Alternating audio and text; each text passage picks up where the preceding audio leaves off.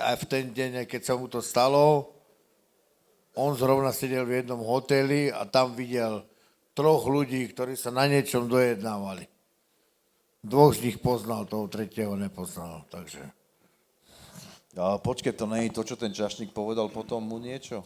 Áno, čašník mu povedal, že to je Sikorov nástupca. Ako skupina by sme nemali šancu. Však si bol kamarát so Sikorom, jaké Sikorky? Ja hovorím po Mirovi. To bol ale s Mirom kamarát. Ja som bol s A Mirom. to neznamená, že si Ja ti poviem, čo boli Sikorovci. S Mirom sedeli takto 5 ľudí, hej?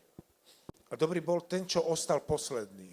Spolu s Mirom potom ohovárali všetkých 3, čo odišli. Nám to bolo blbe sa pýtať, kýbel love, vieš. A čakali sme a... Ako teraz ja ti to mám dať? Tak ne, ale keď aj naši kolegovia bývali pozerajú, tak aby vedeli, že pýtal som sa na tie peniaze, nevyšlo to. Keď sa to bude pozerať, ja som ochránku nemal, ale platil som. Originál. Ten veľký Ďuro som ja. Takže aby ste vedeli. Nebol až taký aniel. Ďuri, a mala tvoja rodina, keď si bol zavretý, nejakú ochranu? Mala normálne policajnú potom. Áno? Ale až potom. Hej. Ale sú skupiny ako my, kde donesli tigra, zajebal ho, aby nedal mu 100 000 korún, chápete? O niečom úplne inom.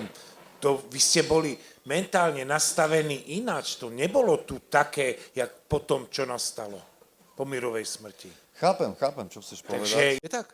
No, to boli Je Sikorovci. tak. No, to boli Sikorovci.